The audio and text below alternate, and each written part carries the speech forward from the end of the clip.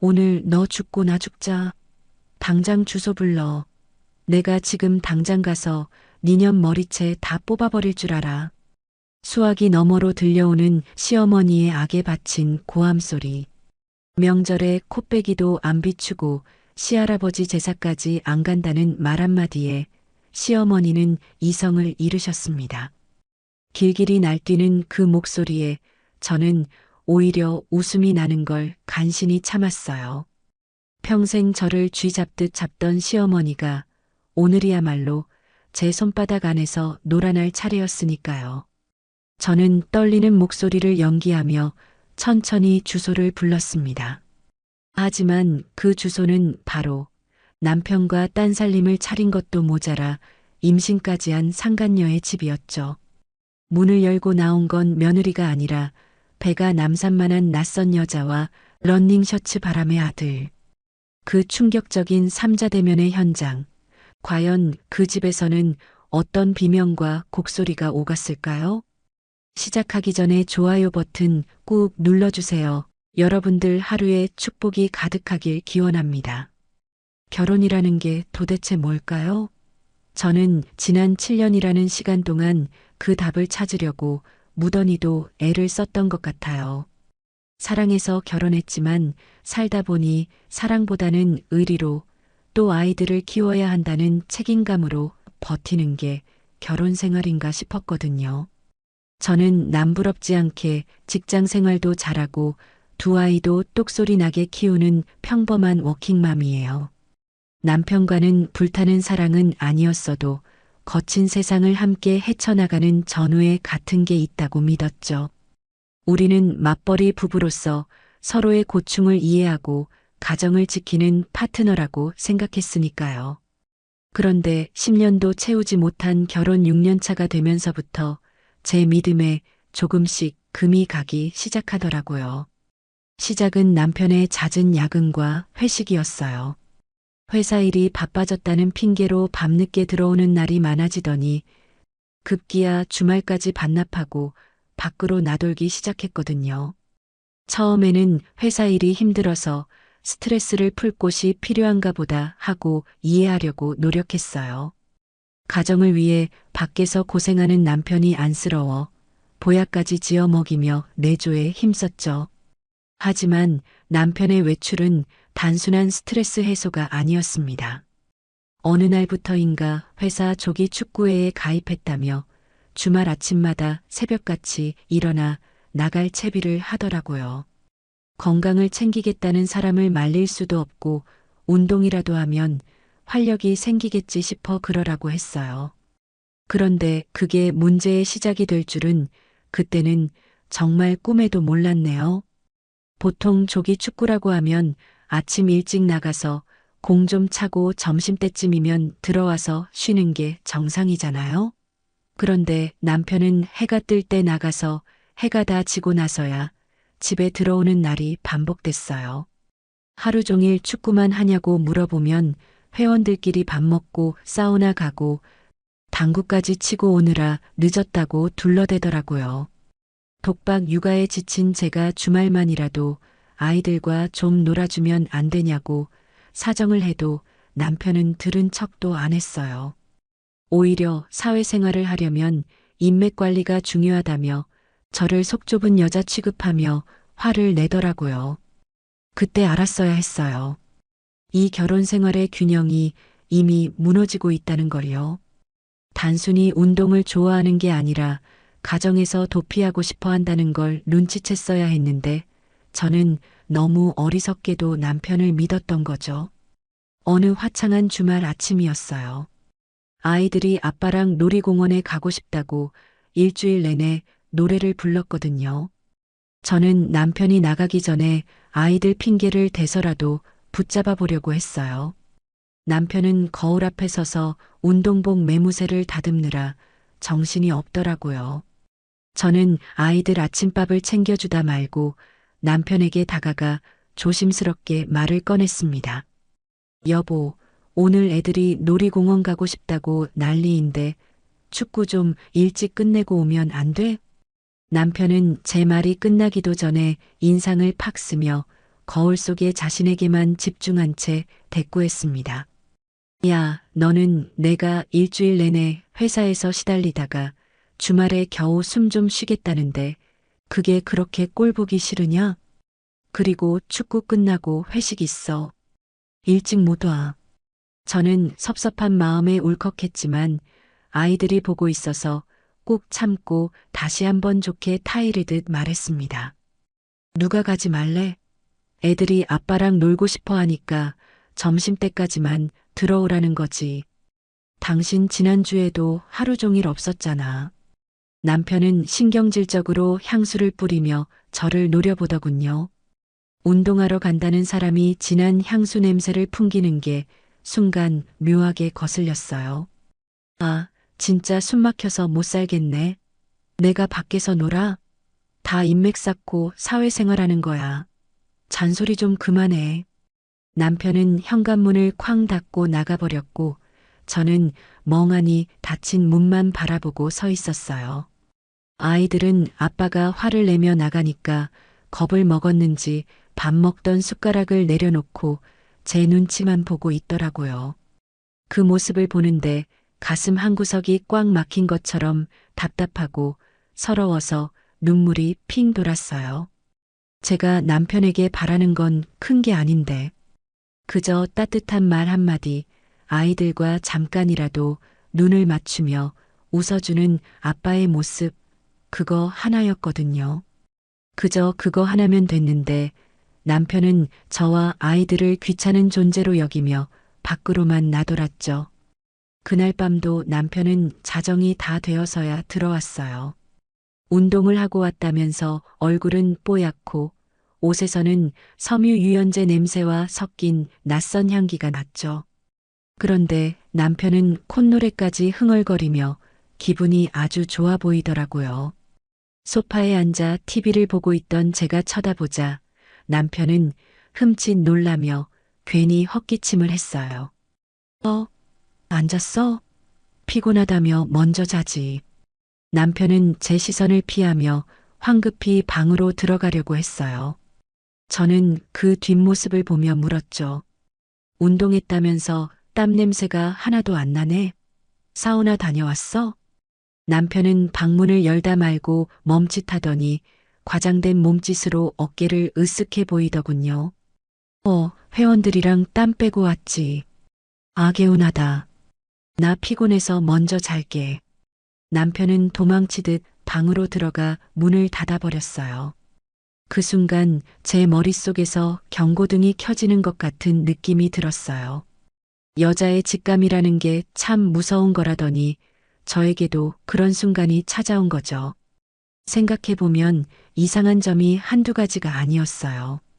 축구 회비라며 받아가는 돈이 점점 늘어났고 새 옷을 사달라고 조르기도 했어요. 운동복이 아니라 평상복을 챙겨서 나가는 날도 있었고요. 그때는 갈아입을 옷이라고 생각해서 별 의심 없이 챙겨줬는데 지금 생각해보면 참 바보 같았죠. 남편이 잠든 후 저는 조용히 안방 문을 열고 들어갔어요. 침대에 누워 코까지 골며 자는 남편을 보는데 왠지 모를 낯설음이 느껴지더라고요. 이 사람이 내가 알던 그 성실하고 가정적인 남자가 맞나 싶은 생각이 들었죠. 남편이 벗어둔 옷가지들을 정리하려고 집어들었는데 바지 주머니에서 뭔가 바스락거리는 소리가 나더라고요. 꺼내보니 꼬깃꼬깃 구겨진 영수증 한 장이 나오더군요. 편의점 영수증이었는데 품목을 확인한 저는 제 눈을 의심했어요. 초코우유 2개, 여성용 스타킹 1개. 순간 머리를 한 대 얻어맞은 것처럼 멍해지더라고요. 남편은 단 걸 싫어해서 초코우유는 입에도 대지 않는 사람이거든요. 게다가 축구하러 간 사람이 여성용 스타킹을 살 이유가 도대체 뭐가 있겠어요? 손이 부들부들 떨려오고 심장이 터질 것처럼 쿵쾅거렸어요. 단순히 오해일 수도 있다고, 누군가 부탁해서 사다 준 걸 수도 있다고 애써 부정해 보려 했지만 불길한 예감은 지워지지 않았습니다. 저는 잠든 남편의 얼굴을 내려다보며 물었죠. 당신 지금 도대체 무슨 짓을 하고 다니는 거야? 물론 대답 없는 질문이었지만 제 마음속에서는 이미 의심의 싹이 트기 시작했어요. 얼마나 손이 떨렸는지 모르겠어요. 믿었던 도끼에 발등 찍힌다는 말이 딱 제 꼴이었으니까요. 저는 영수증을 다시 주머니에 넣어두고 거실로 나왔습니다. 어두운 거실 소파에 앉아 한참을 멍하니 있었죠. 드라마에서나 보던 현실이 저에게 막상 닥치니까 눈물도 안 나오더라고요. 분노 때문인지 허탈함 때문인지 아니면 이 모든 상황이 믿기지 않아서인지 가슴만 답답해져 왔어요. 결혼이라는 게 이런 건가요? 서로 믿고 의지하며 평생을 함께하기로 약속해놓고 이렇게 쉽게 한눈을 팔아도 되는 건가요? 저는 그날 밤 한숨도 자지 못하고 뜬 눈으로 밤을 지새웠습니다. 아침이 밝아올 때쯤 저는 결심했어요. 이대로 바보처럼 당하고만 있지는 않겠다고요. 진실이 무엇인지 내 눈으로 똑똑히 확인하고 말겠다고 다짐했죠. 남편이 정말 딴짓을 하고 있는 거라면 저는 절대로 용서하지 않을 생각이었어요. 제 인생은 제가 지켜야 하니까요. 남편이 깨어나 화장실에 가는 소리가 들렸어요. 저는 아무 일도 없었던 것처럼 아침상을 차리기 시작했죠. 속에서는 천불이 났지만 겉으로는 평온한 척 연기를 해야 했으니까요. 남편은 부스스한 얼굴로 나와 식탁에 앉으며 물 한 잔을 달라고 했고 저는 물컵을 건네주며 남편의 표정을 살폈죠. 어제와 다를 바 없는 뻔뻔하고 태연한 얼굴이었어요. 그 얼굴을 보는데 구역질이 날 것 같았지만 꾹 참았습니다. 어제 축구는 재미있었어? 스타킹 신은 여자분들도 같이 공 차나 봐? 제가 툭 던진 말에 물을 마시던 남편이 사례가 들렸는지 콜록거리며 얼굴이 새빨개지더라고요. 당황한 기색이 역력한 눈동자가 흔들리는 걸 놓치지 않았죠. 무슨 소리야? 어떻게 여자랑 축구를 해? 헛소리하지 말고 밥이나 줘. 남편은 괜히 큰 소리를 치며 화를 냈지만 저는 확신할 수 있었어요. 남편이 거짓말을 하고 있다는 걸요. 지금 생각해보면 어이가 없어서 웃음이 나오네요. 그렇게 허술하게 들킬 거짓말을 하면서 저를 속일 수 있다고 생각했다니 남편이 참 한심해 보였거든요. 하지만 그때는 웃음보다는 배신감이 더 컸어요. 10년을 가까이 알고 지낸 사람인데 어떻게 이렇게 뻔뻔하게 저를 속일 수 있는지 이해가 안 갔거든요. 이 사람이 내가 알던 그 사람이 맞나 싶어서 소름이 돋기도 했고요. 저는 남편에게 밥공기를 내려놓으며 차갑게 말했습니다. 많이 먹어. 일하랴 축구하랴 힘쓸 때가 한두 군데가 아니겠다. 남편은 제 말에 아무 대꾸도 못하고 밥만 꾸역꾸역 먹더라고요. 체할 것 같은지 인상을 쓰면서도 밥그릇을 비우는 꼴을 보니 정말 정이 뚝 떨어졌어요. 그날 이후 저는 남편을 감시하기 시작했습니다. 남편의 사소한 행동 하나하나를 눈여겨보고 휴대폰 패턴을 알아내려고 기회를 엿봤죠. 판도라의 상자를 여는 게 두렵기도 했지만 모르는 척 넘어갈 수는 없었거든요. 제 인생과 아이들의 미래가 걸린 문제니까요. 남편은 여전히 주말마다 축구를 핑계로 나갔고 저는 그때마다 속으로 칼을 갈았어요. 언젠가는 꼬리가 잡힐 거라고 그때는 가만두지 않겠다고 다짐하면서요. 평범했던 우리 가정에 불어닥친 이 폭풍우가 어디서부터 시작된 건지, 그리고 그 끝에는 무엇이 기다리고 있을지 저는 그때까지도 짐작조차 하지 못했어요. 그저 남편의 수상한 외출이 제발 잠깐의 방황이기를 바라는 마음 한구석에 미련이 남아 있었을 뿐이죠. 하지만 현실은 드라마보다 더 잔혹하다는 걸 깨닫는 데는 그리 오랜 시간이 걸리지 않았습니다. 남편의 행동이 수상하다고 느낀 그날 이후 제 모든 신경은 남편을 향해 곤두서 있었어요. 마치 사냥감을 노리는 맹수처럼 남편의 일거수일투족을 감시하기 시작했거든요.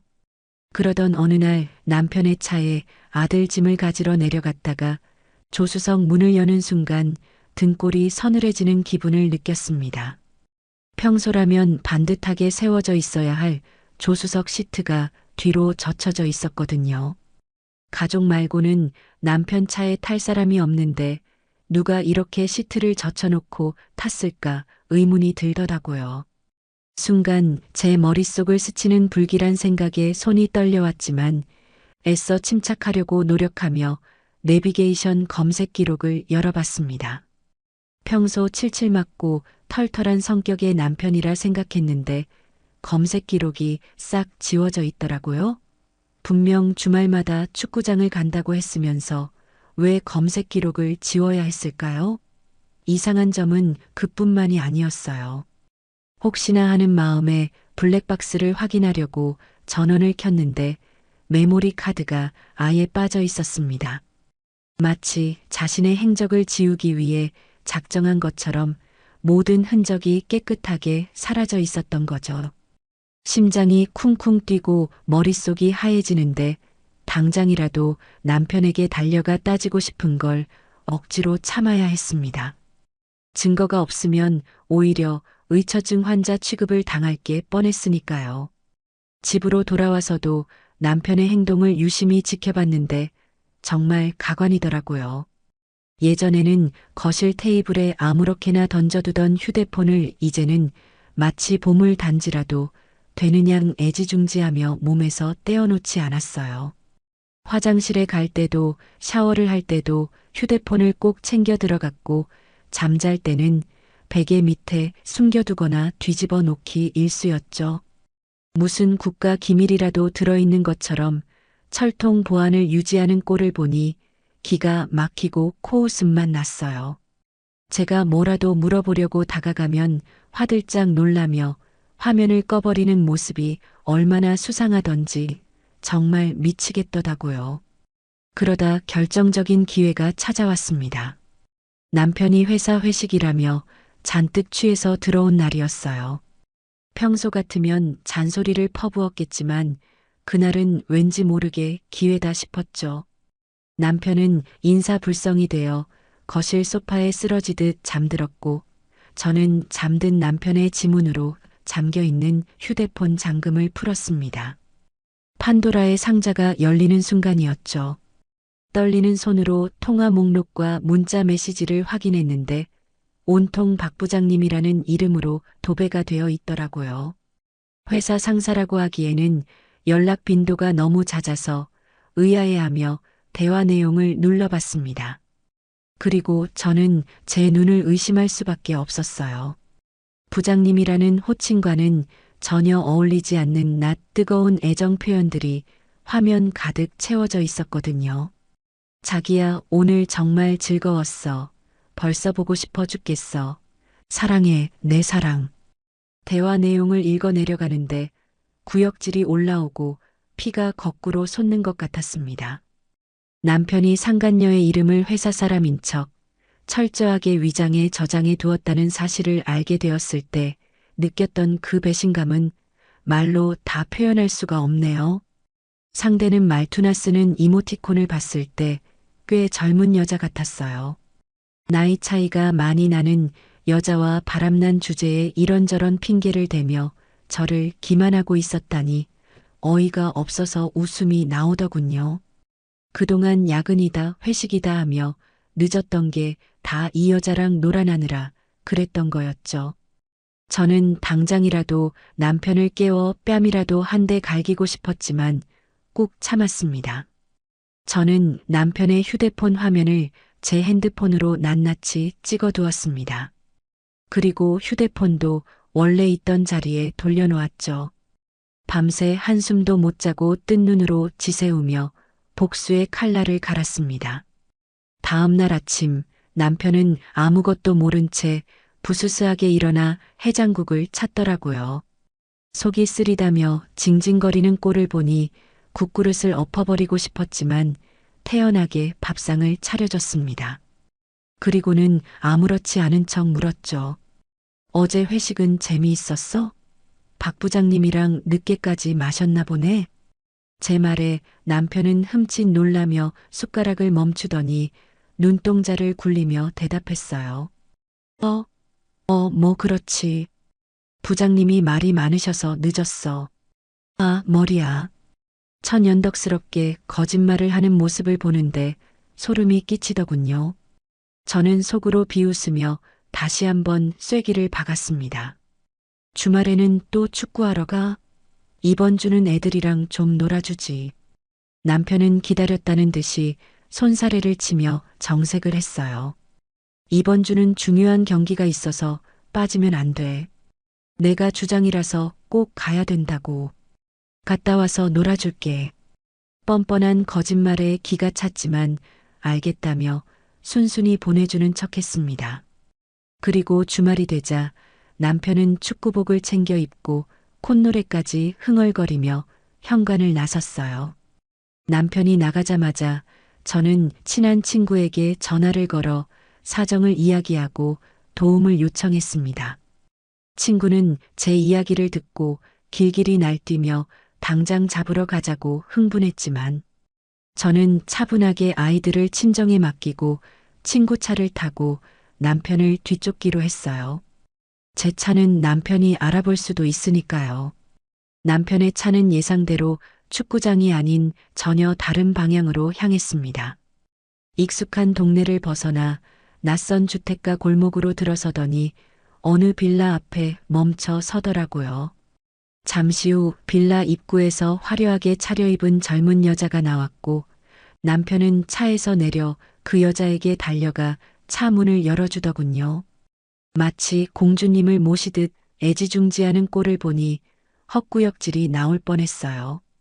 그 여자가 바로 남편 휴대폰에 저장된 박 부장님이었겠죠. 남편은 여자가 타자마자 환하게 웃으며 안전벨트까지 매주는 자상함을 보였습니다. 저한테는 밥 먹을 때 물 한 잔 떠다 주는 것도 귀찮아하던 인간이 상간녀 앞에서는 세상 둘도 없는 로맨티시스트 행세를 하고 있더라고요. 두 사람이 탄 차는 교회로 드라이브를 가는지 시원하게 도로를 질주했고 저와 친구는 거리를 두고 그 뒤를 쫓았습니다. 유명한 맛집 앞에 차를 세우고 다정하게 팔짱을 끼고 들어가는 두 사람의 뒷모습을 보는데 억장이 무너지는 것 같았어요. 주말에 아이들은 아빠랑 놀고 싶어서 목이 빠져라 기다리고 있는데 애비라는 작자는 딴 여자랑 히히덕거리며 데이트를 즐기고 있다니요. 그때 알았어야 했어요. 이 사람은 이미 돌아올 수 없는 강을 건넜다는 걸요. 단순한 바람이 아니라 두 집 살림을 차린 거나 다름없다는 확신이 들었습니다. 친구는 당장 쳐들어가서 머리채를 잡자고 했지만 저는 고개를 저었어요. 이 정도 증거로는 부족하다고 생각했거든요. 더 확실하고 빼도 박도 못할 결정적인 한 방이 필요했습니다. 그래서 꾹 참고 그들이 식사를 마치고 나올 때까지 기다리기로 했어요. 차 안에서 두 사람을 지켜보는데 눈물이 핑 돌더군요. 내가 이러려고 결혼했나? 내 10년 청춘이 고작 이런 인간에게 배신당하는 건가 하는 생각에 서글퍼졌습니다. 하지만 이내 마음을 다잡았어요. 눈물은 사치라는 생각이 들었거든요. 지금 울면 지는 거라고 반드시 저 인간들이 피눈물 흘리게 만들어주겠다고 이를 악물었죠.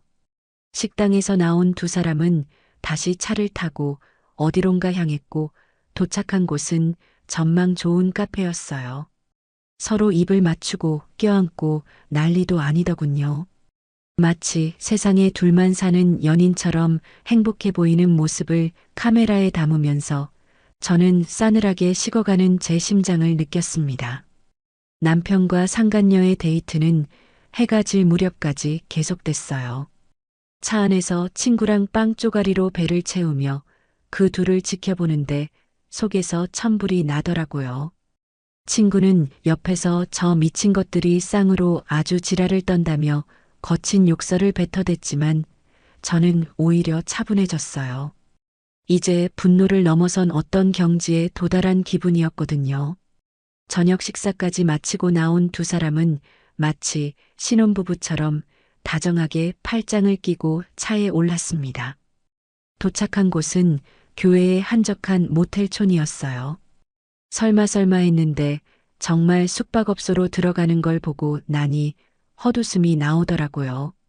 결혼기념일에도 피곤하다며 집에만 처박혀 있던 인간이 딴 여자랑은 저렇게 정력적으로 돌아다니다니 기가 막혔죠. 친구 차 안에서 둘이 모텔 주차장으로 들어가는 모습, 차에서 내려 서로 껴안으며 건물 안으로 들어가는 장면까지 낱낱이 카메라에 담았어요.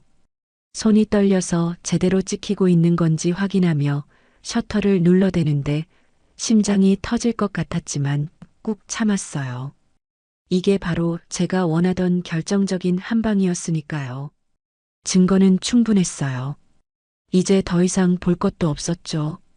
친구는 당장 쳐들어가서 머리끄덩이를 잡고 난장을 피우자고 했지만 저는 고개를 저었어요. 여기서 감정적으로 폭발해버리면 저만 우스운 꼴이 되고 말 테니까요. 오히려 더 냉정하게, 더 잔인하게 밟아줘야 한다고 생각했습니다. 그래서 친구에게 이제 그만 가자고 했어요. 집에 돌아와서 아이들을 재우고 거실 소파에 앉아 남편을 기다렸습니다. 시계 바늘이 자정을 넘어가는데도 남편은 들어올 생각을 안 하더군요. 새벽 2시가 되어서야 현관문 도어록 소리가 들렸어요. 남편은 술에 취한 척 비틀거리며 들어왔지만 제 눈에는 그게 다 연기라는 게 보였죠. 현관 센서 등이 켜지자 남편의 얼굴에 당황한 기색이 역력하더라고요. 제가 안 자고 거실에 앉아 있으니까 놀란 눈치였어요. 앉았어? 왜 불 끄고 앉아 있어? 귀신인 줄 알았네. 남편은 짐짓 태연한 척하며 방으로 들어가려고 했어요. 저는 싸늘하게 식은 목소리로 남편을 불러 세웠습니다. 좀 앉아봐. 할 말이 있어. 남편은 멈칫하더니 피곤하다는 핑계를 대며 대화를 회피하려고 했어요. 나 오늘 너무 힘들어서 내일 얘기하자. 축구하고 뒤풀이까지 하느라 죽겠어. 축구 같은 소리 하고 있네. 속으로 코웃음을 치며 저는 휴대폰을 집어들었어요. 쓸데없는 말 집어치우고 앉으라니까? 제 목소리에 서린 냉기에 남편은 마지못해 소파 맞은편에 앉았어요. 하지만 여전히 건들거리는 태도로 짝다리를 짚고 앉아있는 꼴을 보니 우라가 치밀었죠. 저는 아무 말 없이 낮에 찍은 사진들을 남편 휴대폰으로 전송했어요. 카톡 알림음이 울리고 남편은 귀찮다는 듯이 휴대폰을 확인했습니다. 그리고 잠시 후 남편의 표정이 사색이 되어 굳어지는 걸 생생하게 목격했죠. 모텔 앞에서 상간녀와 껴안고 있는 사진, 식당에서 밥 먹여주는 사진, 차 안에서 뽀뽀하는 사진들이 줄줄이 화면에 떴을 테니까요. 남편은 휴대폰을 떨어뜨릴 듯이 손을 떨며 저를 쳐다봤어요. 동공이 심하게 흔들리고 입술이 파르르 떨리는 게 아주 볼만하더군요. 이게 뭐야? 너 나 미행했어? 남편은 적반하장으로 소리를 지르며 벌떡 일어났어요. 자기가 바람 피운 건 생각도 안 하고 감히 뒷조사를 했다며 저를 몰아세우기 시작했죠. 그 뻔뻔함에 어이가 없어서 헛웃음이 터졌어요. 미행? 그래 했어. 오죽하면 그랬겠니? 주말마다 축구하러 간다는 인간이 여자 끼고 모텔이나 들락거리는데 내가 가만히 있어야 돼? 저는 남편의 눈을 똑바로 쳐다보며 따져 물었어요. 그러자 남편은 당황했는지 횡설수설하며 말도 안 되는 변명을 늘어놓기 시작했죠. 아니, 그게 아니라 그냥 아는 동생이야. 오해하지 마. 그리고 이거 범죄야, 범죄. 왜 남의 뒤를 캐고 다녀? 아는 동생이랑 모텔을 가? 그리고 그 박 부장님이 이 여자야? 나이 차이도 한참 나는 20대 애랑 놀아나면서 회사 상사 핑계를 대. 제가 상간녀의 나이까지 언급하자 남편은 꿀먹은 벙어리가 되었어요. 더 이상 변명할 여지가 없다는 걸 깨달은 거겠죠. 남편은 털썩 주저앉아 머리를 감싸쥐었어요. 그러더니 갑자기 태도를 바꿔서 뻔뻔하게 나오더라고요. 그래, 만나는 여자 있어. 그게 뭐 어때서? 내가 너한테 못 해준 게 뭐 있어? 돈 벌어다 주고 애들 키우고 다 했잖아. 남자가 살다 보면 실수도 할 수 있는 거지. 그걸 꼭 이렇게 들춰내야 속이 시원해? 적반하장도 유분수지. 바람 피운 주제에 큰 소리치는 꼴을 보니 기가 막혀서 말이 안 나왔어요. 지가 못해준 게 뭐냐고 따지는데 정말 어이가 없더라고요. 실수? 너 아주 당당하다? 그년 아주 진심으로 사랑하나 봐. 남편은 제 비꼬는 말투에 화가 났는지 얼굴을 붉히며 소리쳤어요. 그래, 사랑해. 너랑 사는 것보다 100배, 1000배는 더 행복해. 걔는 나를 이해해주고 존중해준다고. 너처럼 바가지나 긁는 여자가 아니야. 순간 제 안에서 뭔가가 끊어지는 느낌이 들었어요.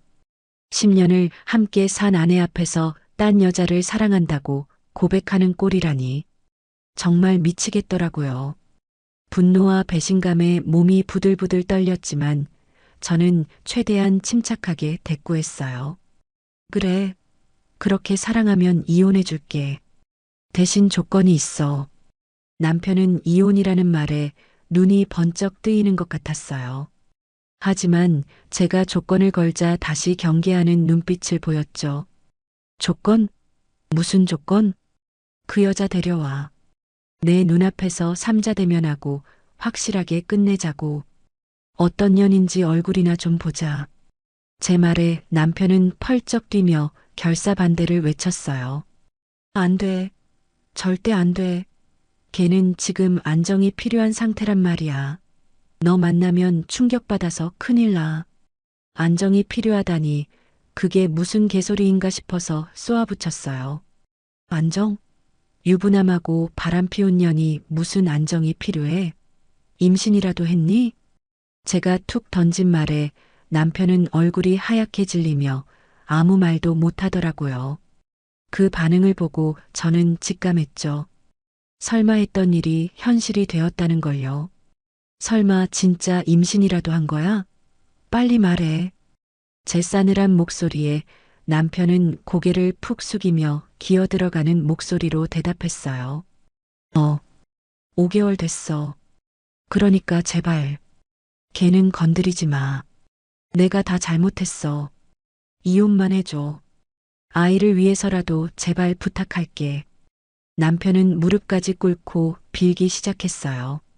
상간녀와 뱃속의 아이를 지키기 위해 저한테 애원하는 꼴을 보니 정말 비참하고 더러운 기분이 들었죠. 제 아이들은 아빠가 바람 피운 것도 모자라 딴 살림을 차리고 애까지 가졌다는 사실을 알면 얼마나 상처받을까요? 그런 생각은 눈곱만큼도 안 하고 오로지 상간녀 생각뿐인 남편이 증오스러웠어요. 그때 알았어야 했어요. 이 사람은 이미 인간이기를 포기했다는 걸요. 짐승만도 못한 놈이라는 걸요. 아이를 위해서? 누구 아이? 그년 뱃속에 있는 애? 우리 애들은 네 안중에도 없어? 네 자식들은 아빠 없는 애로 만들어도 되고 그년 자식만 중요한 거냐고. 저는 소리치며 남편의 멱살을 잡고 흔들었어요.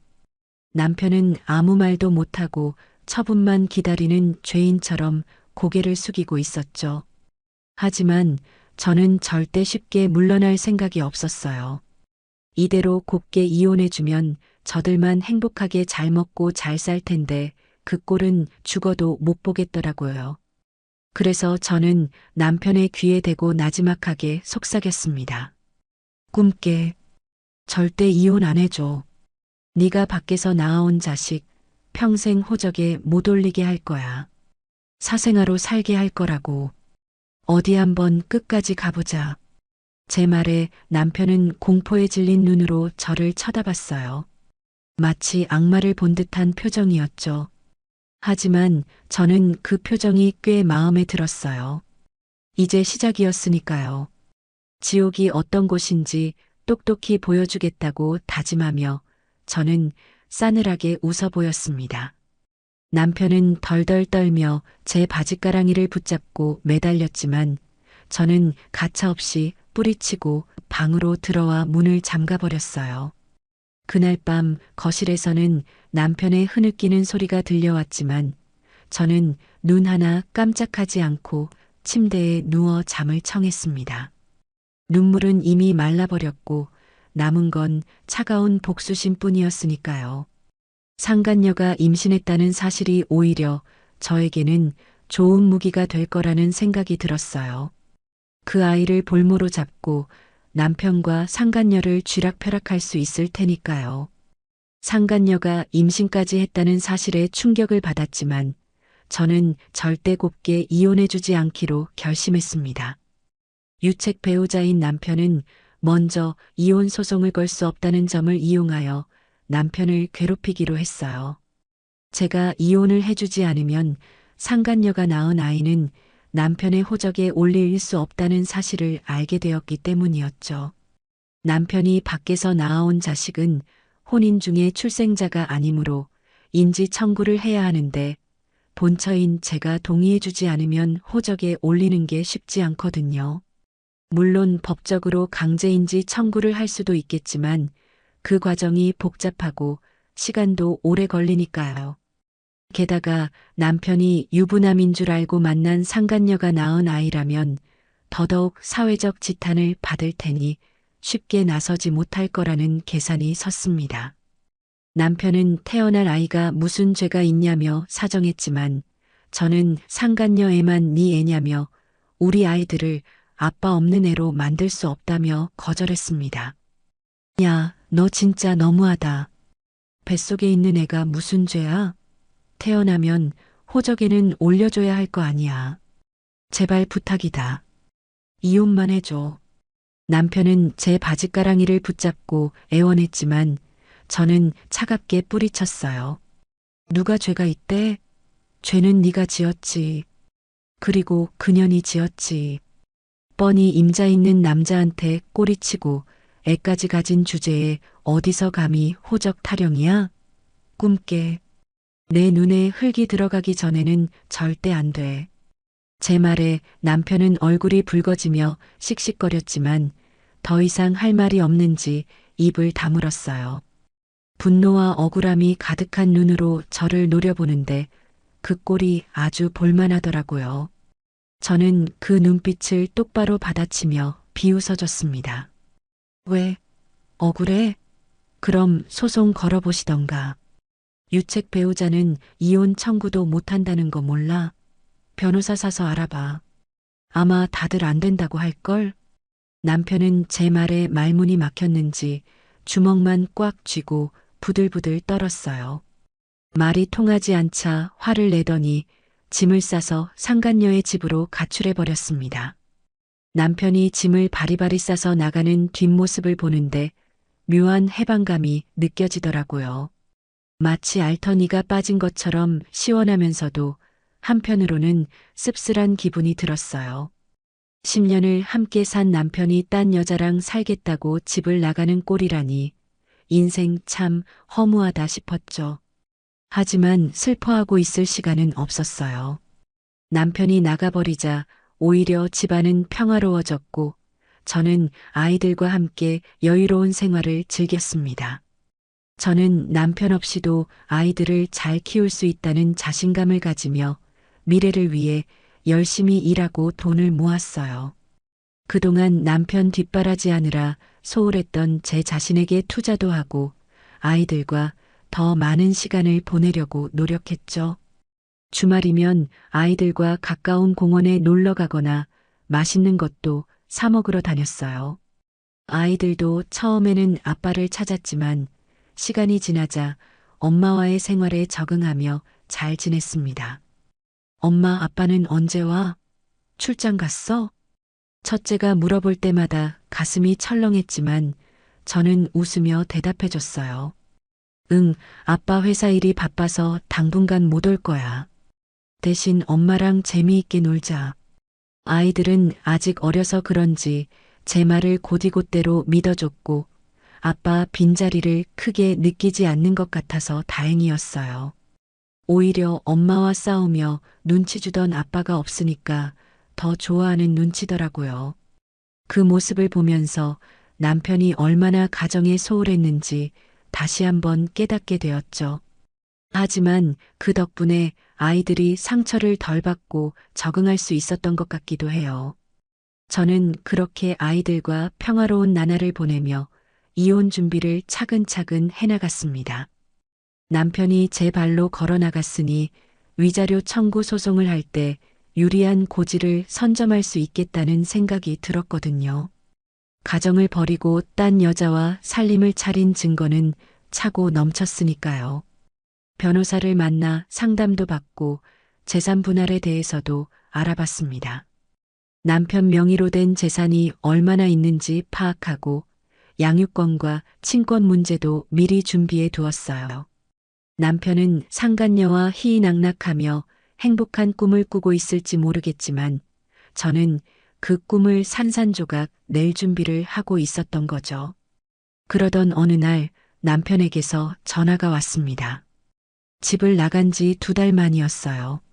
전화를 받을까 말까 고민하다가 무슨 소리를 하는지 드러나 보자 싶어서 받았습니다. 여보세요? 제 건조한 목소리에 남편은 다짜고짜 화를 내더라고요. 너 진짜 이럴 거야? 애 낳을 때 다 되어가는데 호적 정리 안 해줄 거야? 애가 사생아로 태어나면 네가 책임질 거야? 적반하장도 유분수지. 자기가 저지른 일은 생각도 안 하고 저한테 책임을 떠넘기는 꼴을 보니 기가 막혀서 말이 안 나왔어요. 책임? 웃기고 있네. 누가 밖에서 애 만들어 오래? 네가 좋아서 한 짓이잖아. 그리고 내가 왜 네 자식을 책임져야 되는데? 너랑 그년이 알아서 해. 저는 차갑게 쏘아붙인 뒤 전화를 끊어버리고 잠시 멍하니 앉아 있었어요. 남편이라는 작자가 정말 인간이기를 포기했구나 싶어서 씁쓸하더라고요. 한때는 사랑해서 결혼했고 아이들의 아빠라고 믿었던 사람인데 어떻게 이렇게까지 바닥을 보일 수 있는지 이해가 안 갔습니다. 하지만 덕분에 미련은 완전히 사라졌어요. 이제 남은 건 오로지 저와 아이들의 행복뿐이라는 생각이 들었거든요. 저는 다시 마음을 다잡고 일상으로 돌아갔습니다. 회사 일도 더 열심히 하고 아이들 케어에도 최선을 다했죠. 남편 없이도 충분히 잘 살 수 있다는 걸 보여주기 위해서라도 악착같이 살았습니다. 주변 사람들에게는 남편이 해외 출장을 갔다고 둘러댔어요. 굳이 집안의 치부를 드러내고 싶지 않았고 아이들이 상처받을까봐 걱정도 되었거든요. 다행히 사람들은 제 말을 믿어줬고 저는 평범한 워킹맘으로 살아갈 수 있었습니다. 가끔 밤에 혼자 있을 때면 외로움이 밀려오기도 했지만 아이들 자는 모습을 보며 마음을 달랬습니다. 엄마는 강해야 하니까요. 저는 그렇게 하루하루를 버티며 살아갔습니다. 남편과 상간녀가 불행해지기를 바라는 마음 한구석의 복수심을 원동력 삼아서요. 시간이 흘러 어느덧 계절이 바뀌고 명절이 다가오고 있었어요. 명절이면 시댁에 가서 하루 종일 음식 만들고 설거지하느라 허리 한번 못 펴고 일만 했었는데 이번 명절은 어떻게 될지 궁금해지더군요. 남편이 가출한 사실을 시댁에 알리지 않았으니 시어머니는 당연히 제가 올 거라고 생각하고 계실 테니까요. 저는 이번 명절을 기점으로 시댁과의 인연도 끊어낼 작정이었습니다. 남편이 없는 시댁에 가서 며느리 노릇할 이유가 없잖아요. 게다가 남편이 바람 피워서 집 나간 마당에 시부모님 비위 맞춰드릴 필요도 없고요. 저는 시어머니에게서 전화가 오기만을 기다렸습니다. 예상대로 명절 며칠 전부터 시어머니 전화가 빗발치기 시작하더라고요. 처음에는 안 받다가 계속 울리는 통에 마지못해 받았습니다. 아가, 이번 명절에는 언제 내려오니? 장 봐놓은 거 많으니까 일찍 와서 거들어라. 시어머니는 아무것도 모른 채 평소처럼 저를 부려먹으려고 하셨어요. 저는 그 목소리를 듣는데 헛웃음이 나오더라고요. 아들은 딴 여자랑 살림 차리고 나갔는데 며느리를 부려먹으려는 신보가 참 고약하다 싶었죠. 어머님, 저 이번 명절에는 못 가요. 회사 일이 바빠서요. 저는 핑계를 대며 거절했습니다. 그러자 시어머니 목소리가 단박에 높아지더군요. 뭐, 못 온다고? 그게 무슨 말이니? 명절에 네가 안 오면 누가 차례상을 차려? 너 미쳤니? 시어머니는 길길이 날뛰며 소리를 질러댔어요. 저는 귀찮다는 듯이 대꾸했죠. 아범한테 전화해 보세요. 아범이 알아서 할 거예요. 저는 바빠서 끊을게요. 저는 할 말만 하고 전화를 끊어버렸어요. 시어머니가 다시 전화를 걸어왔지만 받지 않았습니다. 속이 다 시원하더라고요. 그동안 시집살이 하면서 당했던 서름을 한 방에 날려버린 기분이었습니다. 명절 당일 저는 아이들과 함께 친정에 가서 푹 쉬었어요. 친정 부모님께는 남편이 출장 갔다고 거짓말을 했지만 엄마는 뭔가 눈치채신 것 같았어요. 하지만 굳이 물어보지 않으시고 따뜻한 밥상을 차려주시더라고요. 엄마의 사랑이 담긴 밥을 먹으며 저는 눈시울이 붉어졌습니다. 그래, 나한테는 나를 사랑해주는 가족이 있는데 뭐가 걱정이야. 저는 그렇게 스스로를 위로하며 명절을 보냈습니다. 한편 시댁에서는 난리가 났겠죠. 며느리도 안 오고 아들도 연락이 안 되니 시어머니 속이 얼마나 뒤집어졌을지 안 봐도 비디오였죠. 상상만 해도 고소하더라고요. 연휴 내내 꺼져 있던 휴대폰을 켜자마자 부재중 전화 알림이 미친 듯이 쏟아졌어요. 시어머니, 심지어 평소엔 연락도 없던 시누이까지 온 가족이 돌아가며 전화를 해댔더라고요. 그 숫자를 보는데 어이가 없어서 웃음이 나왔어요. 평소에는 안부 전화 한 통 없다가 일손 필요할 때만 찾는 신보가 고약하게 느껴졌거든요. 저는 침착하게 심호흡을 한 뒤 시어머니에게 전화를 걸었습니다. 신호가 가기도 전에 시어머니가 전화를 받으시더군요. 아, 너 지금 어디야? 명절에 코빼기도 안 비치고 전화도 안 받고 제정신이니? 수화기 너머로 시어머니의 찢어지는 듯한 고함 소리가 고막을 때렸어요. 첫마디부터 욕설에 가까운 비난을 퍼붓는 걸 보니 아주 독이 바짝 오르신 모양이더라고요. 저는 차분한 목소리로 대꾸했습니다. 어머님, 저 이번 명절에는 못 간다고 말씀드렸잖아요. 회사 일도 바쁘고 몸도 안 좋아서요. 제 말에 시어머니는 더 길길이 날뛰셨어요. 몸이 안 좋아? 핑계 댈 걸 대야지. 조상님 볼 면목이 없다. 명절은 그렇다 쳐도 일주일 뒤에 네 시할아버지 제사인 건 알지? 명절에 못다한 며느리돌이 그날 와서 해라. 그날은 무조건 내려와. 안 오면 진짜 가만 안 둔다. 기가 막히더라고요. 아들은 딴 여자랑 살림 차리고 나갔는데 며느리는 와서 제사상을 차리라니. 이 집구석은 며느리를 그저 일해주는 하녀, 대리 효도하는 기계 정도로만 생각하는 게 분명했어요. 순간 제 안에서 뭔가가 툭 끊어지는 느낌이 들었습니다. 더 이상 참을 필요가 없다고, 이제 끝을 볼 때가 되었다고 판단했죠. 어머님, 저 이제 제사 안 지낼 거예요. 앞으로 영영 안 갈 거니까 그렇게 하세요.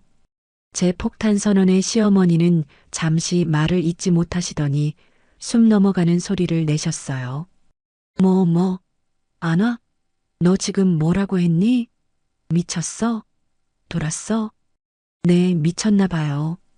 남편은 집 나가서 딴 여자랑 살림 차렸는데 며느리는 시댁 가서 전 부치고 있으라니 그게 미친 짓 아니고 뭐예요?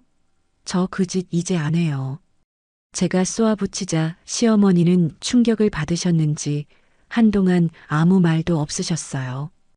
그러다 겨우 정신을 차리셨는지 떨리는 목소리로 되물으셨죠. 집을 나가? 딴 여자? 그게 무슨 소리냐? 우리 아들이 바람을 피웠다는 거야? 네, 아주 젊고 예쁜 여자랑 딴 살림 차리셨어요. 아들이 효자라더니 그런 건 비밀로 했나 보네요. 저는 비꼬듯 말하며 시어머니의 속을 긁어댔어요. 시어머니는 믿을 수 없다는 듯 거짓말. 우리 아들이 그럴 리가 없어. 네가 모함하는 거지? 하며 소리를 지르셨지만 목소리에는 불안감이 가득했죠. 자식 믿는 부모 마음이야 이해하지만 무조건 며느리 탓으로 돌리는 태도는 여전하시더군요. 모함인지 아닌지는 직접 확인해 보세요. 아드님 지금 어디서 뭐하고 사는지 궁금하지 않으세요? 제가 주소 알려드릴 테니까 가보시던가요. 저는 시어머니의 반응을 즐기며 짐짓 여유를 부렸어요. 시어머니는 분이 풀리지 않는지 씩씩거리며 소리치셨죠. 너 거기 꼼짝 말고 있어. 내가 당장 서울로 올라갈 테니까. 니년이 우리 아들을 잡으려고 작정을 했구나. 오늘 너 죽고 나 죽자. 시어머니는 당장이라도 짐 싸들고 상경하실 기세였어요. 다혈질의 행동파인 시어머니라면 충분히 그러고도 남을 분이었죠. 저는 오히려 잘 됐다고 생각했어요. 제 손 안 대고 코 풀 수 있는 절호의 기회였으니까요. 시어머니가 직접 그 꼴을 목격하게 만들면 제 복수는 더 완벽해질 테니까요. 오시려면 오세요. 근데 저 이사 갔거든요. 주소 문자로 찍어드릴 테니까 그리로 오세요. 저는 태연하게 거짓말을 하고 상간녀의 집 주소를 시어머니에게 문자로 전송했습니다. 남편이 짐을 택배로 받으려고 저한테 알려줬던 그 주소를 말이죠. 시어머니는 제 문자를 받고 바로 출발하신 모양이었어요. 몇 시간 뒤면 그 집에서 무슨 사단이 날지 상상만 해도 짜릿하더라고요. 저는 아이들을 데리고 근처 키즈카페에 가서 신나게 놀아줬어요. 마치 아무 일도 없는 평화로운 주말인 것처럼요. 하지만 속으로는 시계만 쳐다보고 있었죠. 지금쯤 도착하셨겠네. 벨을 누르셨을까? 문을 열어줬을까? 혼자 상상의 나래를 펼치며 팝콘이라도 튀겨놓고 싶은 심정이었어요. 시어머니는 제가 알려준 주소로 정말 한 걸음에 달려가셨더군요. 그곳에서 벌어진 일은 나중에 건너 듣게 되었는데 상상만 해도 등골이 서늘해질 정도로 스펙터클했다고 합니다.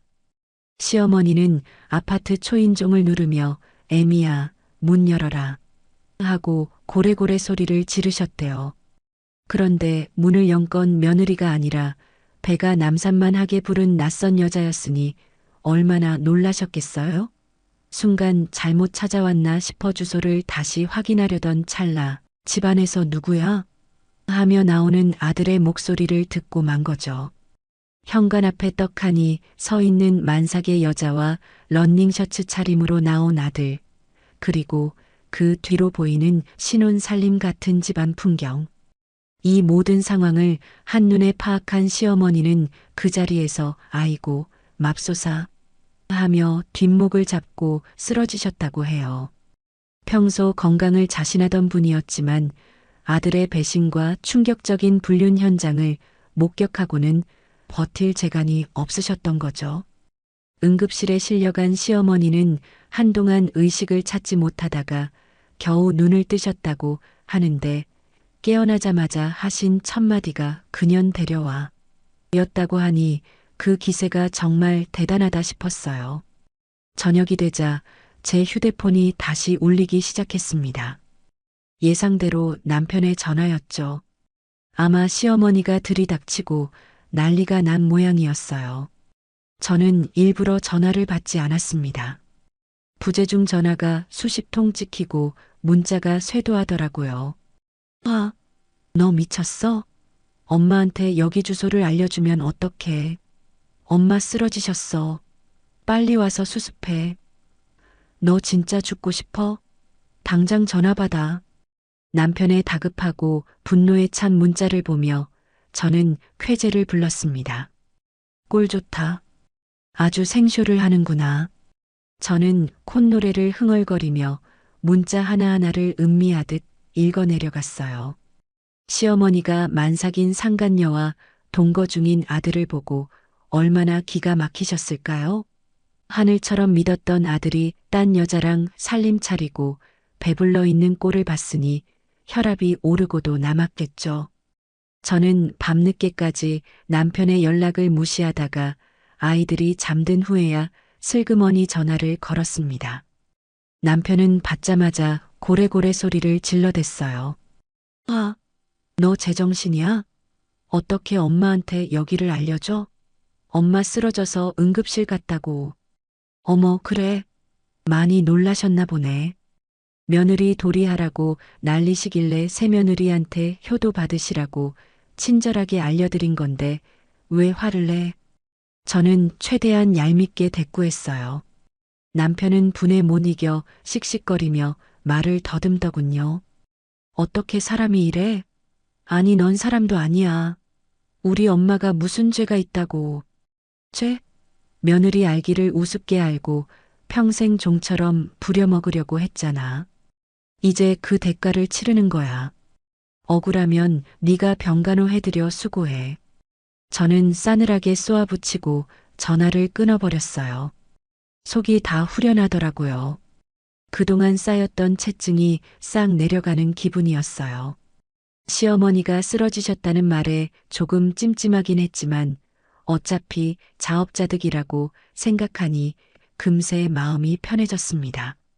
아들 잘못 키운 죄, 며느리 구박한 죄, 그 값을 톡톡히 치르시는 거라고 합리화했죠. 이제 공은 저들에게 넘어갔습니다.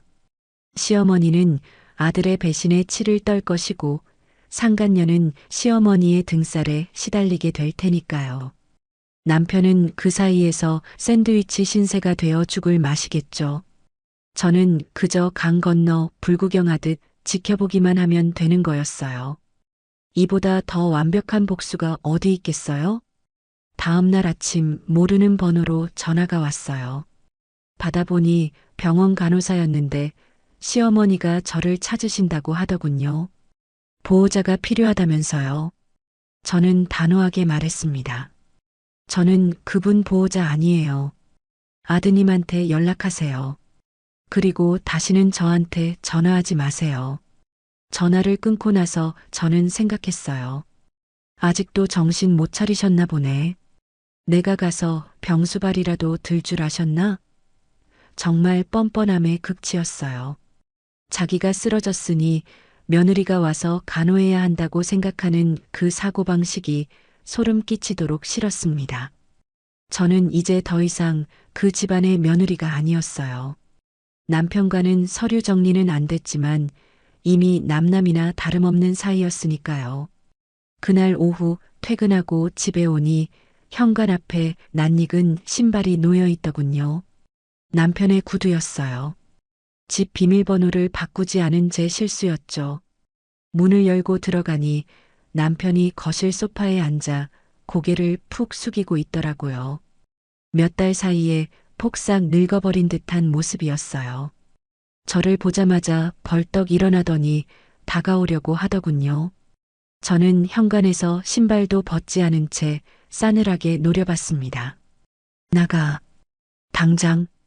제 섯을 퍼런 눈빛에 남편은 주춤하며 멈춰 섰어요. 그리고는 기어 들어가는 목소리로 말했죠. 여보, 제발. 엄마가 병원에 계시는데 내가 갈 수가 없어. 그 사람도 임신 중이라 간호를 못해. 네가 좀 가주면 안 될까? 내가 다 잘못했어. 한 번만 부탁할게. 와, 정말 이 인간은 뇌 구조가 어떻게 된 걸까 싶었어요. 바람 피우고 집 나가서 딴 살림 차린 주제에 시어머니 간호는 본처한테 맡기겠다니요. 상간녀는 임신해서 안 되고 저는 만만하니까 비벼볼만 했다 생각했을까요? 어이가 없어서 웃음조차 나오지 않더라고요. 저는 신고 있던 구두를 벗어 남편에게 집어 던졌습니다. 야, 이 미친놈아. 네가 인간이니? 짐승도 너보다는 낫겠다. 상간녀는 임신해서 안 되고 나는 네 엄마 똥오줌 받아내라고? 꿈깨. 당장 꺼져. 남편은 제 구두에 맞고도 아무 말 못하고 멍하니 서 있더라고요. 저는 씩씩거리며 방으로 들어가 문을 잠가버렸어요. 밖에서 남편이 문을 두드리며 애원했지만 들은 척도 안 했습니다. 결국 남편은 포기하고 돌아갔는지 잠잠해지더군요. 저는 침대에 누워 천장을 바라보며 생각했어요. 그래, 끝까지 가보자. 누가 이기나 해보자고. 눈물이 날 것 같았지만 꾹 참았습니다. 약해지면 지는 거라고 스스로를 다독였죠. 이제 저에게 남은 건 도끼뿐이었으니까요. 이 지옥 같은 싸움에서 승리하기 위해서라도 저는 더 독해져야 했습니다. 그리고 반드시 보란 듯이 성공해서 저들을 비웃어 주리라 다짐했습니다. 독박 간병을 하게 된 남편은 저에게 전화를 걸어 생떼를 쓰기 시작했습니다. 어제 집까지 찾아와 문전박대를 당하고도 정신을 못 차렸는지 전화기 너머로 들려오는 목소리는 아주 가관이었어요. 야, 너 진짜 너무한 거 아니냐? 엄마가 위독하다는데 어떻게 한 번을 안 와봐? 사람이 도리가 있지. 며느리로 10년을 봐왔으면서 그렇게 정없게 행동하냐? 남편은 자기 잘못은 쏙 빼놓고 저를 천하의 불효 며느리로 몰아가며 비난을 퍼부어댔어요. 저는 그 뻔뻔함에 치가 떨렸지만 침착하게 대꾸해줬습니다. 며느리? 나 며느리 관둔 지 오랜데? 그리고 위독하면 네가 지극정성으로 모시면 되잖아. 왜 엄한 사람한테 화풀이야? 내가 회사도 못 가고 병원에 매달려 있는 거 안 보여? 너는 시간 많잖아. 와서 밤에만이라도 좀 봐달라고.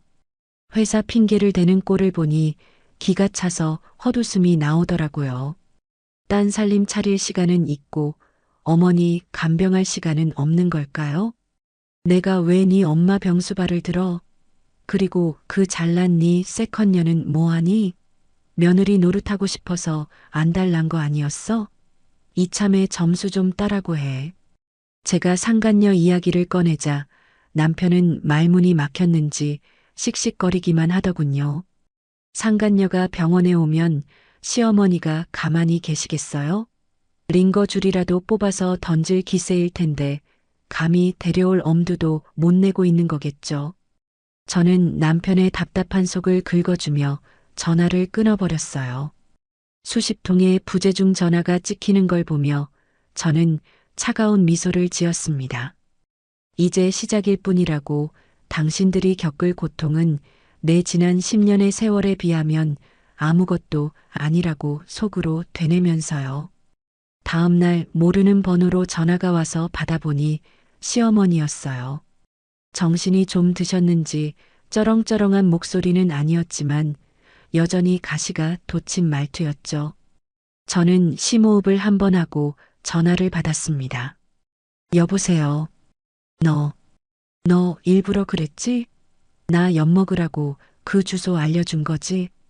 시어머니는 대뜸 따져 물으셨어요. 반성이나 사과는커녕 저를 원망하는 목소리에 헛웃음이 나오더라고요.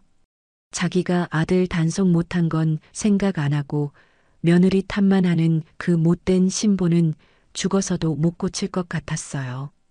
일부러라니요? 며느리 돌이 운운하시길래 새 며느리 있는 곳 알려드린 것뿐이에요. 가서 보시니까 어떠세요? 아드님이 아주 능력 좋던데요? 젊은 여자랑 살림도 차리고 애까지 만들고. 제 비아냥거림에 시어머니는 분해서 숨을 헐떡거리셨어요. 아, 너 말 다 했냐? 남자가 살다 보면 실수할 수도 있는 거지. 그걸 가지고 시애미를 사지로 몰아넣어? 네가 그러고도 사람이야? 남자가 실수할 수도 있다니요? 귀를 의심했어요. 아들이 바람 피워서 딴 살림 차린 게 고작 실수라니 며느리 가슴에 대못 박은 건 생각도 안 하고 아들 감싸기에 급급한 모습에 오만 정이 다 떨어지더라고요. 실수요? 1년 넘게 두 집 살림하고 애까지 만든 게 실수면 저도 실수로 시어머니 고려장 좀 지내도 되겠네요? 이 건방진 년이 너 당장 병원으로 튀어와. 와서 무릎 꿇고 빌어. 시어머니는 여전히 상황 파악이 안 되시는지 호통을 치셨어요. 저는 더 이상 이 사람들을 상대할 가치가 없다고 느꼈습니다. 대화가 통하는 사람들이 아니었으니까요. 어머님, 꿈 깨세요. 저 이제 그 집 며느리 아니에요. 아드님이랑 이혼할 거니까 두 분이서 천년만년 행복하게 사세요. 아, 그새 며느리랑 손주도 같이요. 이혼? 누가 이혼을 해줘? 너 절대 이혼 못해. 우리 집 귀신 되기 전에는 못 나간다. 시어머니는 악을 쓰며 이혼은 절대 안 된다고 소리치셨어요. 아마 이혼하면 재산 분할이다 위자료다 해서 아들 재산 뺏길까봐 저러시는 거겠죠. 그 속이 뻔히 보여서 더 역겨웠어요. 저는 차갑게 대꾸했습니다. 네, 그럼 소송할게요. 아드님 불륜 증거 차고 넘치니까 법원에서 봅시다. 그리고 다신 전화하지 마세요. 차단할 거니까. 저는 시어머니가 뭐라 더 소리치려는 찰나에 전화를 끊어버렸어요. 그리고 바로 수신 차단을 해버렸죠. 전화를 끊고 나니 손이 부들부들 떨리더라고요.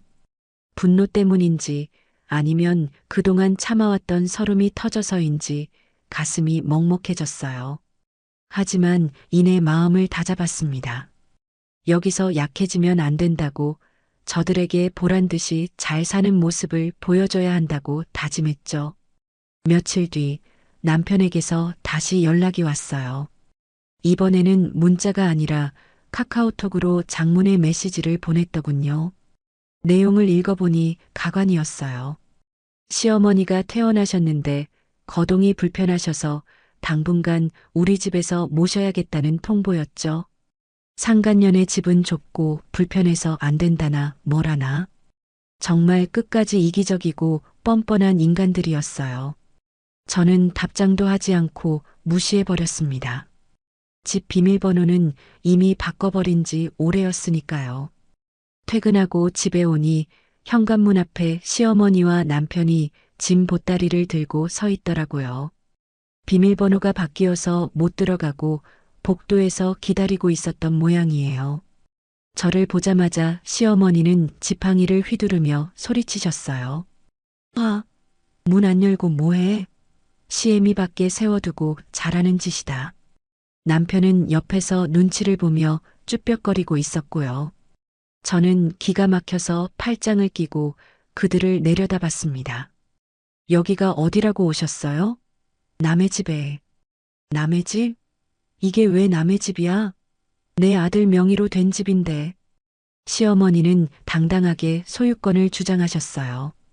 하지만 이 집은 결혼할 때 친정에서 보태준 돈과 제가 모은 돈, 그리고 대출까지 끼고 산 공동 명의의 집이었거든요. 남편 지분은 쥐꼬리만큼밖에 없는데 시어머니는 그걸 모르시는 모양이었어요. 어머님, 이 집 제 명의도 있거든요. 그리고 아드님이 유책 배우자라 이혼하면 이 집 제가 가질 확률이 높아요. 그러니까 남의 집 앞에서 행패 부리지 말고 가세요. 뭐, 유책 배우자? 야, 남자가 바람 좀 피울 수 있지. 너는 여자가 돼서 속이 그렇게 좁아 터져서 어따 쓰니? 칠거지약이 뭔지 몰라. 시어머니는 조선시대에서 타임머신이라도 타고 오셨는지 칠거지약을 운운하며 저를 비난하셨어요. 시대착오적인 발언에 대꾸할 가치도 못 느꼈죠. 지금이 조선시대예요? 그리고 칠거지약은 어머님, 아드님이 저지른 거죠. 간통에 처자식 버리고 가출해. 안 그래요? 제가 조목조목 따지자 시어머니는 말문이 막히셨는지 씩씩거리며 남편을 때리기 시작하셨어요. 이 화상아, 네가 처신을 똑바로 못해서 이 사단이 난 거 아니냐? 어휴, 내가 널 어떻게 키웠는데. 남편은 시어머니의 매질을 피하며 저에게 애원하는 눈빛을 보냈어요. 제발 문 좀 열어달라는 신호였죠. 하지만 저는 눈 하나 깜짝하지 않았습니다. 오히려 경찰에 신고하겠다고 휴대폰을 꺼내 들었어요. 당장 안 가시면 주거 침입으로 경찰 부를 거예요. 동네 창피하기 싫으면 조용히 가세요. 경찰이라는 말에 시어머니는 흠칫 놀라시더군요. 체면을 중요하게 생각하시는 분이라 경찰이 오는 꼴은 못 보게 쓰셨나 봐요. 결국 시어머니는 두고 보자. 니녀는 천벌을 받을 거다. 하고 저주를 퍼부으며 남편의 부축을 받고 돌아가셨어요. 엘리베이터가 닫히는 순간까지 저를 노려보는 시어머니의 눈빛은 섬뜩했지만 저는 오히려 후련했습니다. 이제 정말 끝이구나. 더 이상 저 사람들에게 휘둘릴 일은 없겠구나 하는 안도감이 들었거든요. 집에 들어와 현관문을 잠그고 나니 다리가 풀려서 주저앉고 말았어요. 긴장이 풀리면서 눈물이 왈칵 쏟아지더라고요. 하지만 슬픔의 눈물이 아니었어요. 지독했던 굴레에서 벗어났다는 해방감, 그리고 내 자신을 지켜냈다는 뿌듯함에서 나오는 눈물이었죠. 저는 거울 속에 제 자신을 보며 말해줬어요. 잘했어. 정말 잘했어. 너는 잘못한 거 하나도 없어. 그날 밤 저는 오랜만에 두 다리 뻗고 편안하게 잠들 수 있었습니다. 악몽도 꾸지 않고 말이죠. 다음 날 아침 남편에게서 문자가 와 있었어요. 시어머니를 모시고 결국 상간녀의 집으로 갔다는 내용이었죠. 좁은 집에서 만삭의 상간녀와 거동 불편한 시어머니, 그리고 우유부단한 남편이 함께 살게 되었다니. 생각만 해도 지옥도가 펼쳐지는 것 같았어요. 시어머니 성격에 상간녀를 가만두실 리 없고 젊은 애 또한 만만치 않은 성격이니 그 집안 꼴이 아주 볼만하겠죠? 저는 그 문자를 보고 피식 웃으며 삭제 버튼을 눌렀습니다. 이제 그들의 불행은 저의 행복이 될 테니까요. 시어머니가 퇴원하고 상간녀의 집으로 들어간 지 며칠이 지났을까요? 남편에게서 쉴 새 없이 전화가 걸려오기 시작했어요. 처음에는 무시하다가 너무 끈질기게 울려대는 통에 마지못해 받았죠. 수화기 너머로 들려오는 남편의 목소리는 완전히 풀이 죽어 있었어요. 여보, 제발, 나 좀 살려줘. 다짜고짜 살려달라니 이게 무슨 뚱딴지 같은 소리인가 싶었지만 짐작 가는 바가 있었죠. 시어머니와 상간녀 사이에서 새우등이 터지고 있는 게 분명했으니까요. 왜?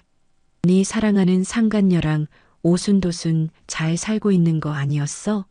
어머니까지 모시고 효도하고 좋겠네. 제가 빈정거리자 남편은 한숨을 푹 쉬며 하소연을 시작했어요. 말도 마.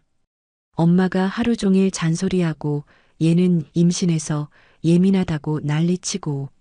나 진짜 미치겠어. 네가 와서 엄마 좀 모셔가면 안 될까? 내가 다 잘못했어. 제발 한 번만 도와줘. 기가 막히더라고요. 자기가 저지른 불륜의 대가를 치르라고 판을 깔아줬더니 이제 와서 못 견디겠다고 징징거리는 꼴이라니. 저는 차갑게 쏘아붙였습니다. 싫어. 내가 왜? 네가 좋아서 선택한 길이잖아. 그년이랑 살고 싶어서 나랑 애들 버리고 나간 거 아니었어? 그럼 책임을 져야지. 왜 엄한 사람한테 떠넘겨? 아니, 지수가 뱃속에 애가 있어서 힘들어한단 말이야. 엄마 병수발까지 어떻게 해? 네가 좀 봐주면 안 돼? 나중에 내가 다 보상할게. 보상? 그깟 돈 몇 푼으로 제 상처가 치유될 거라고 생각하는 그 천박한 사고방식에 치가 떨렸어요. 저는 단호하게 거절했습니다. 보상 같은 소리 하고 있네. 네가 가진 전 재산을 다 줘도 내 상처는 못 씻어. 그리고 상간녀가 힘들던 말던 내 알 바 아니야. 오히려 꼴 좋다. 남의 눈에 피눈물 나게 했으면 그 정도는 감수해야지. 남편은 제 말에 아무 대꾸도 못하고 여보, 제발 하며 애원만 하더군요. 그 비굴한 목소리를 듣는데 통쾌하면서도 한편으로는 씁쓸했어요. 한때는 가장이라고 믿고 의지했던 사람이 이렇게까지 바닥을 보이다니. 저는 더 이상 들을 가치도 없다고 느껴 전화를 끊어버렸어요. 며칠 뒤 퇴근하고 집에 오는데 아파트 입구에서 낯익은 얼굴이 보였어요. 남편이었죠. 몰골이 말이 아니더라고요. 수염은 덥수룩하고 마치 노숙자 같은 행색으로 저를 기다리고 있었어요. 저를 보자마자 다가오더니 덥석 제 손을 잡으려고 하더군요. 저는 기겁하며 손을 뿌리쳤습니다. 이게 무슨 짓이야? 당장 안 비켜? 여보, 나 좀 들여보내줘. 며칠만 재워줘. 그 집에서는 도저히 못 살겠어. 엄마랑 지수랑 매일 싸우고 나보고 죽으라고 난리야. 나 좀 살려줘. 남편은 울먹이며 사정했어요. 시어머니와 상간녀의 고부 갈등이 얼마나 심각한지 안 봐도 비디오였죠. 하지만 저는 눈 하나 깜짝하지 않았습니다. 이건 다 자업자득이니까요. 못 살아? 그럼 나가서 죽던지. 왜 나한테 와서 징징거려? 너랑 그년이 좋아서 살림 차린 거잖아. 감당 못할 거면 시작을 말았어야지. 저는 매몰차게 말하고 아파트로 들어가려 했어요. 그러자 남편이 제 앞을 가로막으며 무릎을 꿇더군요.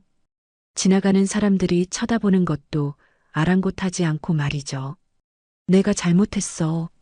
다시는 안 그럴게. 지수랑 헤어질게. 엄마도 요양원에 모실게. 제발 한 번만 용서해줘. 애들 봐서라도. 애들 핑계를 대는 꼴을 보니 꼭지가 돌더라고요. 아이들을 버리고 나간 주제에 이제 와서 아이들을 들먹이다니. 저는 신고 있던 하이힐 굽으로 남편의 정강이를 걷어차 버렸습니다. 남편은 악 하고 비명을 지르며 나뒹굴었어요. 야, 이 쓰레기야. 어디서 감히 애들 이름을 올려? 네가 아비 자격이나 있어? 너 같은 건 아빠도 아니야. 당장 꺼져. 내 눈앞에 띄면 경찰 부를 거야. 저는 씩씩거리며 소리를 지르고 경비 아저씨를 불렀어요. 경비 아저씨가 달려와 남편을 끌어내자 남편은 여보, 여보 하며 발악을 했지만 저는 뒤도 돌아보지 않고 들어와 버렸어요. 집에 들어와서도 분이 풀리지 않아 씩씩거리는데 갑자기 눈물이 핑 돌더라고요. 내가 왜 이런 꼴을 당해야 하나 싶어서요.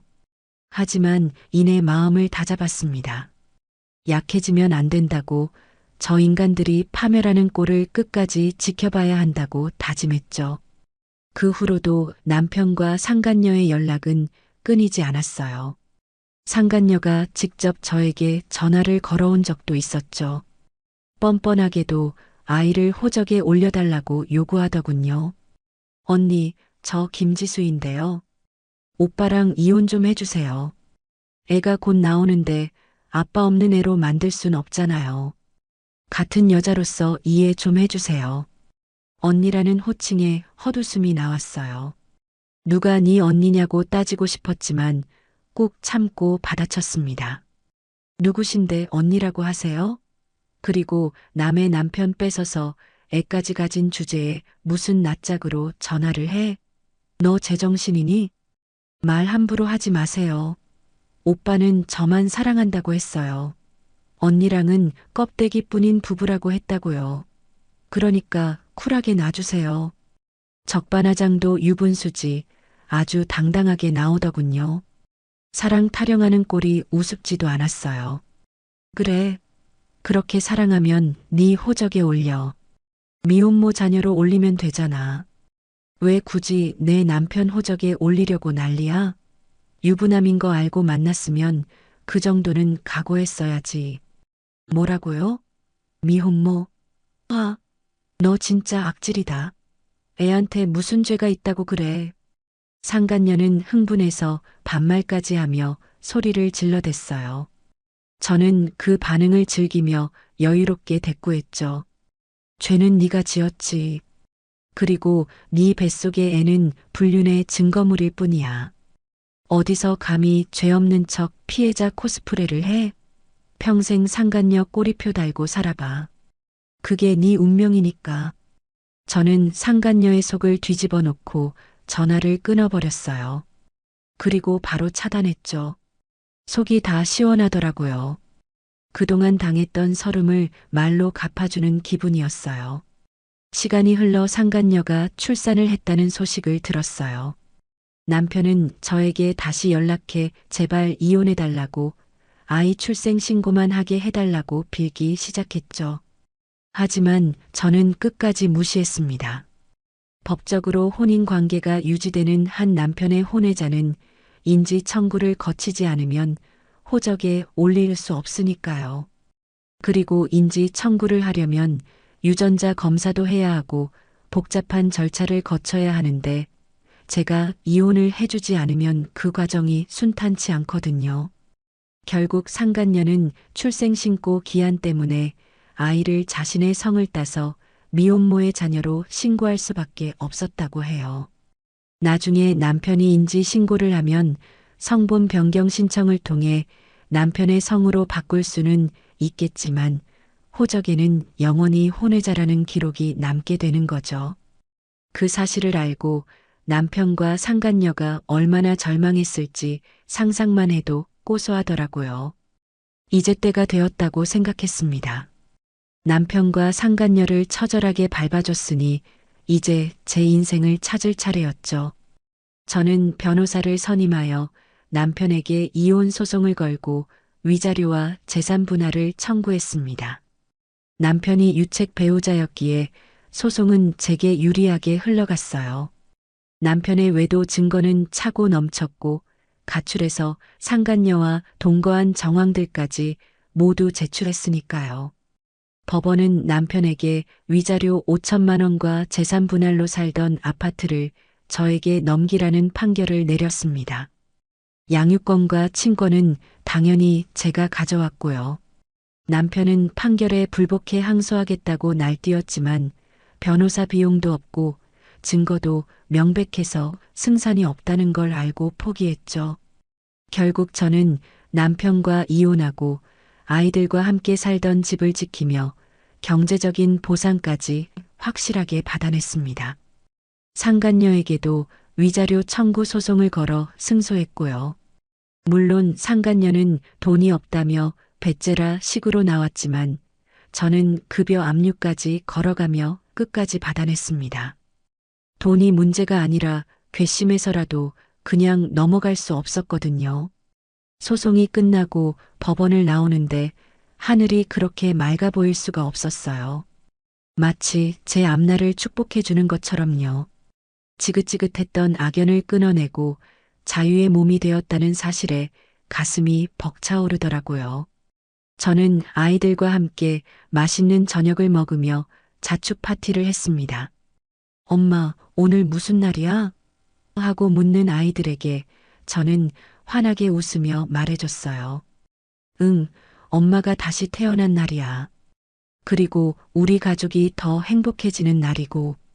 아이들은 무슨 뜻인지 모르겠다는 표정이었지만 엄마가 웃으니까 따라서 웃더라고요. 그 해맑은 미소를 보며 저는 다짐했습니다. 다시는 이 아이들을 슬프게 하지 않겠다고. 그리고 보란 듯이 씩씩하게 잘 살겠다고요. 시간이 약이라는 말이 맞는지 계절이 2번 바뀌는 동안 저희 세 식구는 놀라울 정도로 안정을 찾았습니다. 물론 처음에는 아이들이 아빠를 찾으며 보채기도 했어요. 그럴 때마다 거짓말로 둘러대는 대신 아이들 눈높이에 맞춰 솔직하게 설명해 주었습니다. 아빠랑 엄마는 이제 따로 살기로 했어.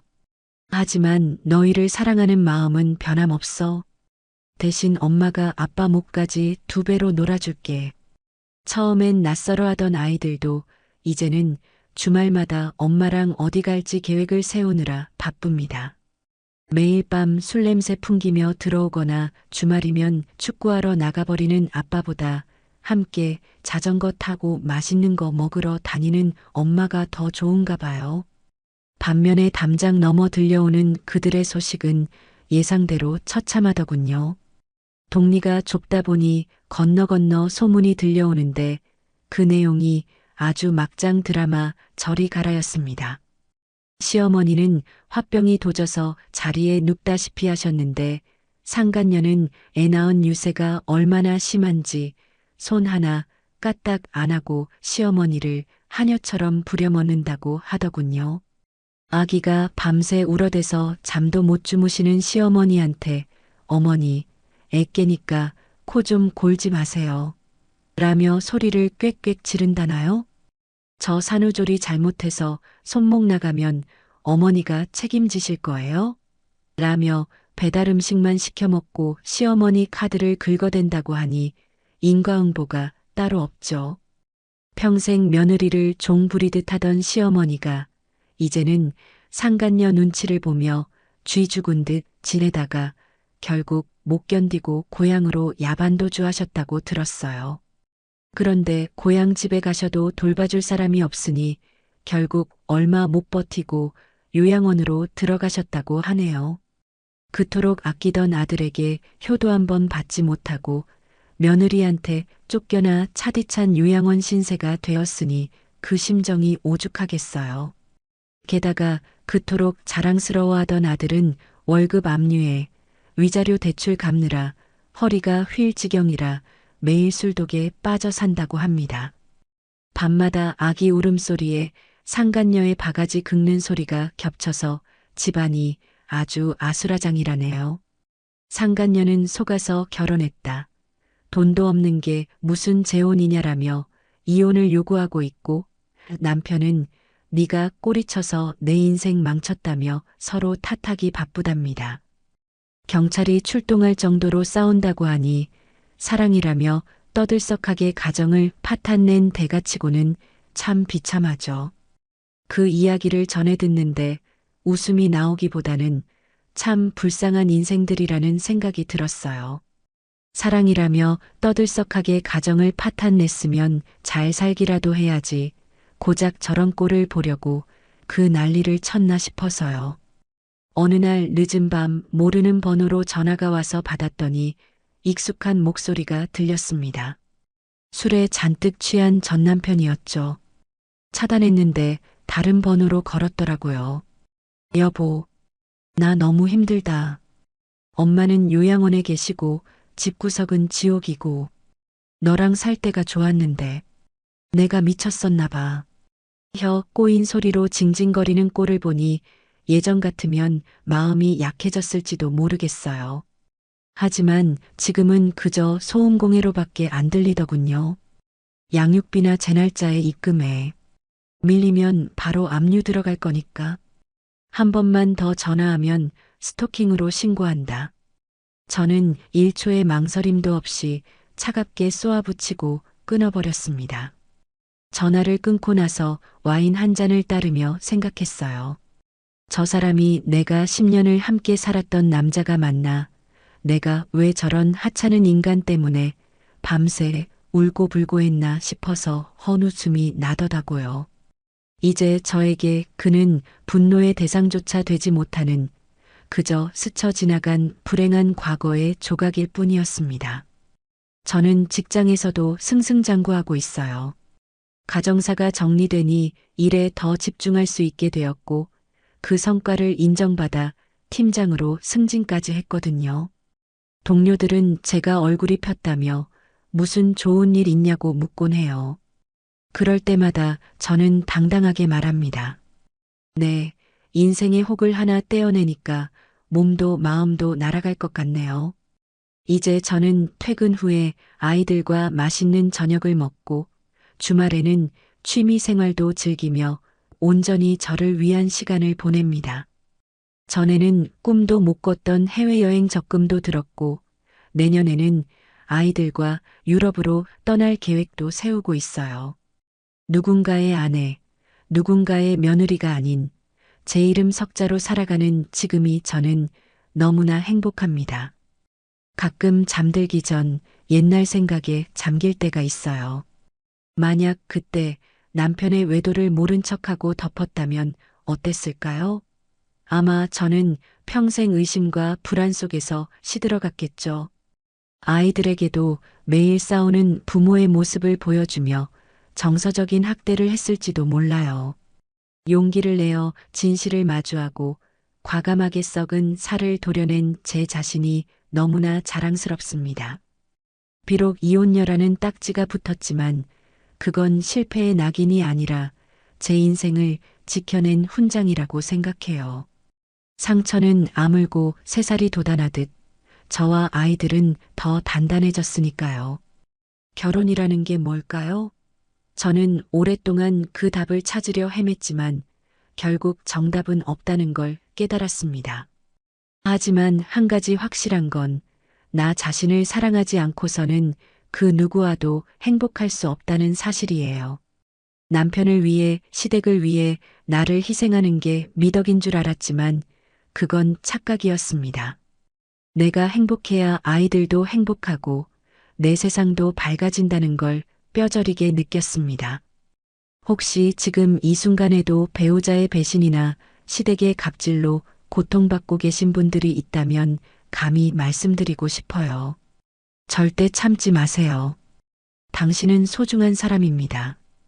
두려워하지 말고 당당하게 맞서 싸우세요. 긴 터널을 지나면 반드시 환한 빛이 기다리고 있습니다. 저처럼요. 제 인생의 이 막은 이제 막 시작되었습니다. 주인공은 바로 저이고 이 드라마의 결말은 무조건 해피엔딩일 겁니다. 그동안 제 긴 이야기를 들어주셔서 정말 감사합니다. 모두 행복하세요. 네, 오늘 들려드린 사연 어떠셨나요? 정말 드라마보다 더 드라마 같은 이야기였습니다. 믿었던 남편의 배신, 그리고 적반하장으로 나오는 시모의 태도에 듣는 내내 저도 주먹을 꽉 쥐게 되었는데요. 하지만 우리 사연자님 정말 대단하시죠? 그 지옥 같은 상황에서도 무너지지 않고 오히려 더 냉철하고 지혜롭게 자신의 인생을 되찾아가는 모습이 정말 감동적이었습니다. 특히 이혼녀라는 딱지는 실패의 낙인이 아니라 내 인생을 지켜낸 훈장이라는 마지막 말이 가슴에 깊이 남네요. 결국 최고의 복수는 그들보다 보란듯이 더 행복하게 잘 사는 것이라는 걸 사연자님께서 몸소 증명해 주신 것 같습니다. 혹시 지금 이 순간에도 비슷한 아픔으로 홀로 눈물 흘리고 계신 분이 있다면 오늘 사연이 작은 용기가 되었기를 바랍니다. 긴 터널 끝에는 반드시 환한 빛이 기다리고 있다는 사실 절대 잊지 마세요. 앞으로 펼쳐질 제2의 인생은 그 누구보다 찬란하게 빛나길 진심으로 응원하겠습니다. 그리고 아이들과 함께 만들어갈 행복한 추억들도 기대할게요. 사연자님께 응원의 댓글을 남겨주세요. 큰 위로가 돼줄 거예요. 오늘도 끝까지 함께 해주셔서 감사합니다.